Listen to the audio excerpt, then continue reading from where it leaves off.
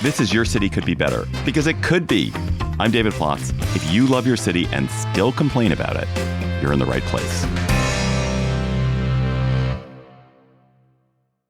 One of my all-time favorite episodes of Your City Could Be Better was about how Samaritan vigilantes have been building bus stop benches across Nashville. And it turns out that kindly urban guerrillas are not unique to Nashville. They are operating in other cities too. So I'm joined today by Hope Henchy. Hello, Hope.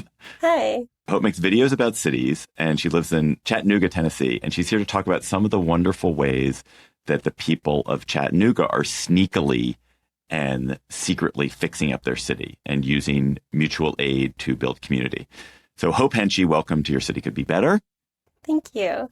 What is the Chattanooga Urbanist Society? Okay, so their motto is doing it our damn selves, and it's a very loose organization. It's not a nonprofit, and it's kind of secretive, like who's involved. My friend who helped start it described it as it's 3 raccoons in a trench coat trying to get stuff done. So every time that we have a project, it just like goes out on the Instagram, and it's just like we don't know who will show up, but it's pretty cool, like what we've been able to get done and what we're working on. So we kind of do things that are not necessarily legal, but that are good for the city. I cannot wait to get into some. All right, so start with a couple of examples. What are some of the things that you all have done or that the other raccoons have done? Well, the main thing is the benches, and we work with We work with a specific vigilante in town who is kind of known as like Chatta Transit, but his name's Corey. Everybody knows him. And he's actually on the board of CARTA, which is our transit authority. And so he has been able to bring about some really great change, like officially, but then unofficially, he also started making benches for bus stops, and he's placed, I think, over 200 between his work and the Chattanooga Urbanist Society. And then he partnered with a society of like kind of old ladies who funded a bunch of benches, and then a high school built a whole bunch. It's been a definite like community effort to place all these benches around the city, and then we have local artists paint them. And I walk a lot. I take my kids for walks a lot. So I have personally benefited from the benches. And whenever I'm in other cities and I have to stand at a bus stop, I'm like, where are the community built benches? Like Chattanooga's kind of spoiled me. And 200 is a lot. 200 is a lot. It's a lot, and it costs about $40 in materials to make each one, and it's a lot of time and effort. So whenever the Chattanooga Urbanist Society builds them, we have people sanding wood, we have people cutting wood, we have people putting them together, and it's just really cool making them in batches and meeting cool people while we do it. Because I think we think volunteering has to be a sacrifice or hard, but when you make it fun and lighthearted, it's like you find flow, and it's just like, it's a good time. The benches are actually on the Atlas Obscura website too. So we have our own little entry because they're really cool, and it's almost like something, if you go to Chattanooga, you should look for the benches because there are a bunch of them. So the benches. What other activities is the Urbanist Society undertaking? Well, one thing that we do is a little bit before Christmas, like it's mid-December, I think. CARTA has a program where if you bring cans of food to the bus stop, like if you bring a can of food, you get a free bus ride. And so in the middle of the night, we dropped off like hundreds of cans of food at different bus stops around town, which serves the purpose of donating the cans of food to the food bank, which is the point of the promotion, and giving people free bus rides, and just making people think that we've thought of them, and encouraging people to ride the bus if it's free. So that's one of them. We also have an advocacy group called Strong Chattanooga, which does things a little bit more by the book and legally. And they kind of took over this project. In my neighborhood, I live in a disinvested neighborhood, and there are a lot of families in it, but we don't have sidewalks. There's no way for the kids of the neighborhood to walk to the $2 million park that's like right by us without having to come in close contact with cars. It's very sketchy. But there is a patch of woods that are it's kind of a scary patch of woods that connects the street with a bunch of families on it to a really nice park. So Strong Chattanooga is making a path through the woods that didn't exist before. And so when I told the neighborhood kids about that, I was like, you guys, you can walk to the tienda now and to the park, like without having to go on the street. They freaked out. And so they do things like that where it's like, it's not legal, but it's good. I love it. It's not legal, but it's pause. Good. So how many people do you think are involved in the Chattanooga Urbanist Society? Who knows? And it's different every time we have an event. Like, you don't know who'll show up. We do a lot of litter pickups. We've done some really cool litter pickups around town that made a big difference. The mayor came to one of them. So the mayor and city government are aware of it. And we kind of just want it to be like where they overlook it, you know? But it was cool that the mayor even came to a Chattanooga Urbanist Society pickup one time. Also, there are some vigilantes who just do things on their own. Like one of my friends, he makes encouraging signs. He just like takes old like political signs or whatever that he can find or pieces of wood and puts like encouraging things like you deserve a gold star or like immigrants are welcome or things like that. He's made over 2,000 of them and he puts them around the city. And that's also illegal, but it's like really nice to see sometimes. So usually, you know, over time the signs get taken down or whatever, but when you're having a bad day and you see something that is affirming, just like beautifully put, like on a wooden pole, it encourages you and it makes a big difference. And he also, God, that is so good. Yeah. And he also, I actually went to this a couple days ago to check on it and it's still there. About 2 years ago, he made a sidewalk. There's a school and he lives in a different disinvested neighborhood in our city. And the school, like right by the school, there's this patch where there's no sidewalk to the homes near the school. And, there's an old unused like rail line through it. So I don't know, legal complications. There is no sidewalk there. And so he was like, I'll just make one. So he brought like lawn gear and mowed everything down and put down wood chips and painted concrete blocks and put concrete blocks on the sides. And then he made a sign that said sidewalk with a down arrow and put that up on a pole and made a sidewalk. And I mean, no, it's not ADA accessible. Like it's not perfect, you know, but it's something. And kids don't have to go into the street to get to their school now. They can walk on the sidewalk. So how has the government of Chattanooga responded to this? Because just to go backwards, and I remember in our Nashville episode, in Nashville, it wasn't 100% enthusiasm from the government. In fact, they took some of the benches away because they said that they're blocking the sidewalks. How is your city, your mayor? It sounds like your mayor, at least, is not totally objecting. But what's happening? We're really lucky. A lot of other cities where the city's more involved or more focused on making a pristine environment, they'll take away tactical urbanism projects like this, but we've been able to get away with a lot of it. And usually the benches aren't messed with. We do sometimes put like a bike lock, like just a cheap lock around the base of the bench to the whatever bus stop sign we're attaching it to. But they don't usually get damaged or taken away.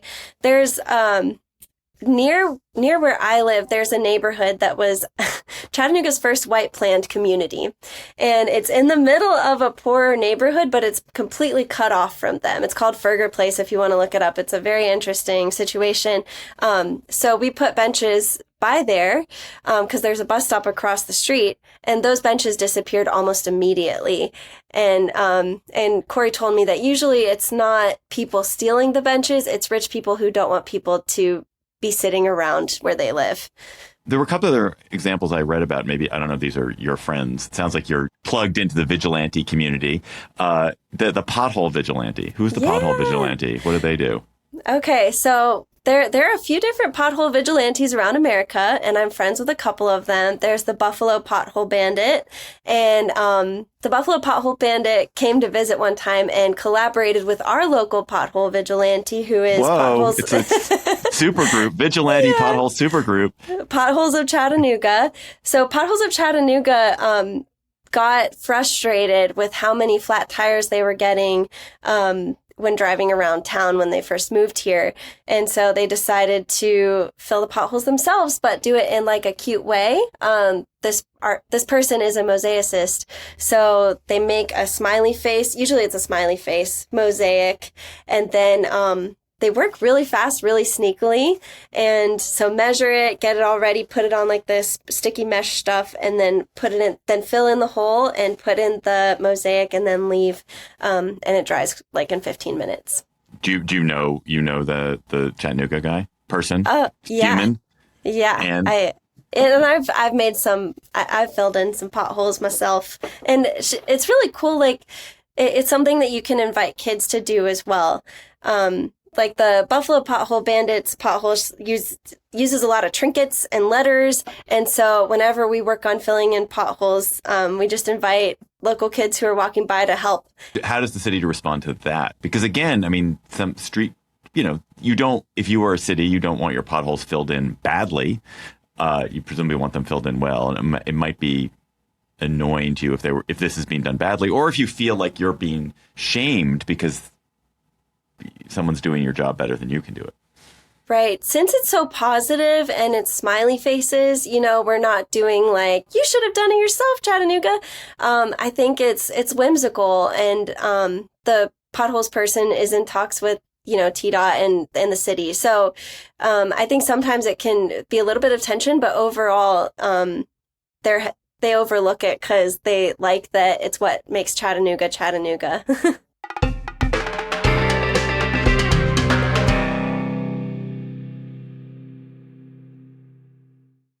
Why does Chattanooga need this help? Is it because your government is incompetent or under-resourced or both? There's definitely an imbalance in investment. And that's why I do a lot of walk audits and basically just like complain on video of like, how come when I walk here, the sidewalks are crumbling or non-existent, and then whenever I go over to this neighborhood, they're perfect? Like, help me understand. So yeah, I think there's just a lot of disparity.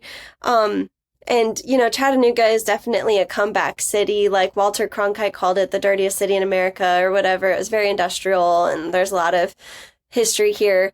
But we're like really resilient, and like everyone I know who lives here, like we really like living here, So everybody who is involved in stuff like really cares, and it's not hard to find people who care.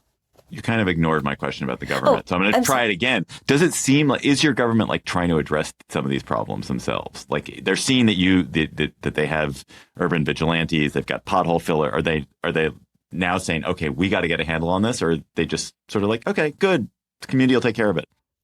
I think they're doing okay. I wouldn't say we have like an all-star city council. That's another thing we do is like we complain at city council a lot.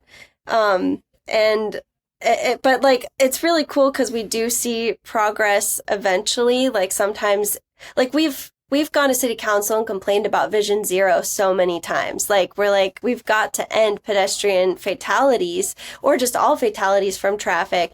And just recently they adopted Vision Zero and said the goal is by 2050. And we're like, well, that's kind of a long way away to really make progress towards preventable problems. But so I think they listen, and a real strategy has been, how can we help the city take credit for the stuff that we're doing? Like, how can we make the city look good by the stuff that we're doing? So at first with the benches, they were maybe not super stoked about it, but now it's like, it's on Atlas Obscura. Like, this is something cool about Chattanooga. So I think as long as we try to make them look good, they at least overlook it. So speaking of Vision Zero, have there been tactical urbanism efforts around traffic and traffic safety? Yeah, one thing that the Chattanooga Urbanist Society did was they made signs of like when people have been hit by a car, they put like a date and then they spray painted like a little guy getting hit by a car and they put that on the sign at the intersection where that happened. So that's one thing that can be done. But another is my friend John found a grant from a realtors association and was able to get a bunch of people together to do some daylighting in an area near a school. And daylighting is the unsexy way to fight traffic fatalities. If you don't know what daylighting is, it I do not. increases. What is daylighting? It increases visibility around corners. So a lot of times people will park right up to the intersection. Yeah. So then if you're turning, you can't see if people are crossing the street or not. And so whenever you put like posts or something else there, that can prevent people from doing that. And in Hoboken, New Jersey, they haven't had a traffic fatality since 2017. And so I went to Hoboken a few months ago and I was like, okay, what's their secret? Like, how have they actually ended people getting hit by cars? And as boring as it is, like, they have daylighting at every intersection pretty much. So it's a very effective way of helping people see who's around them. And so John was able to get that grant through the Realtors Association, and then people were able to do the daylighting project and put cool paint that's like in Chattanooga colors and everything. And so I walk that all the time and bike it with my kids, and it's significantly safer. Cars are way more aware of the humans around them. So you've been talking about tactical urbanism and infrastructure, but all these infrastructure efforts, the things you're describing are all sort of a subset of mutual aid. Yeah. Are there other examples of mutual aid which aren't necessarily the built environment that Chattanooga manifests, that Chattanooga does well with? Yeah, we have something called a Chattanooga Free Store, and it's exactly what it sounds like. You can go in and everything's free. And on their website, they say solidarity, not charity. So it's very much like a mutual aid thing, not a, we have so much and we're giving it to you, but we all have needs, and so we all can meet each other's needs. But I think a lot of the mutual aid stuff is just organic. Like on my own street, my neighbor will watch my kids when I have a meeting or something, and I can watch her kids. And it's just a matter of texting each other and saying like, hey, I have a need. Can you do this? And we find that it makes it easier for both of us because the kids play together. So then the parent isn't needed as much. So mutual aid can look like a lot of different things. You've been doing a good job sort of PRing Chattanooga here, and Chattanooga is a city you've chosen. You live there on purpose. Yeah. How did you find out about Chattanooga? What spoke to you about it? Why did you move there? Yeah, that's a great question. I lived in the suburbs of Tampa, Florida. That's where I mostly grew up and started raising my family. And I always say that's what radicalized me for urbanism, because even when I was 7, I was like, this isn't it. This isn't how humans are supposed to live. Just separated from each other. Everything's a chain. You don't rely on each other. You don't have to. It's hyper individualistic, and it just felt wrong my whole life. And then when I was married, we had an RV and we traveled for 15 months. We lived in an RV with all 5 kids. And so I got to see more of America. Oh my God. Yeah. That is a terrible thought. It was great. It was really good until it wasn't, So terrible. You don't realize it's overstimulating until it's like past the point, where it's like, yeah, we really should have moved in a house sooner. But it was good. But as we were traveling around, we spent 6 weeks in Chattanooga, and I was like, I think I'm going to do an experiment where I don't do any online shopping. I shop at Walmart as minimal as possible. I just want to shop local because that's something you can do here. So I went to the farmer's market for my groceries, and it was just so invigorating to know where my money was going and to talk to the farmer who raised the cows and stuff like that. And leaving Chattanooga was really hard for the whole family, and we were just like, we've got to get back here. So we moved to Chattanooga 2 months after everything, directly from the RV to here. Oh, man. So, Hope, before we end this main segment, what is something that listeners in other cities can take away from this to make their own city a little bit better? I think asking what will give people dignity and make people feel thought of. And I do think benches are the best place to start. I have sat on Chattanooga-style benches in Buffalo, and they're doing them in Chicago and in Spokane. It really, in Nashville, like you said, it really is a movement. And there are plans online for free. Cut the wood and then it fits like a jigsaw puzzle. And I did that in a room with people where they just had the pieces of the bench, and and they just had a race to see who could build the benches the fastest with no instructions, and they did it in a few minutes. So you can build benches even if you don't have a lot of like woodworking knowledge, and that it increases ridership on the bus, which increases walkability and makes parking better. It's crazy how like all this stuff adds on top of each other to make our cities better.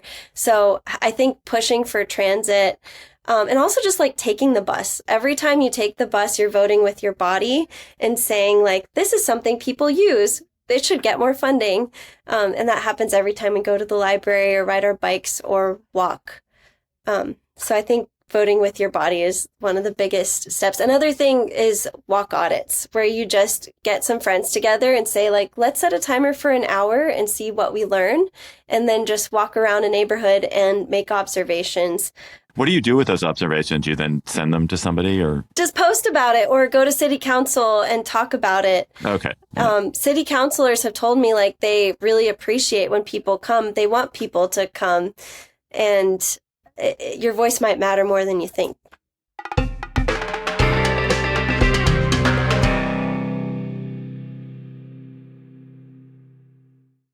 Okay, Hope Henchy. We're going to now go to our word on the street segment, a little bit lighter, off kilter.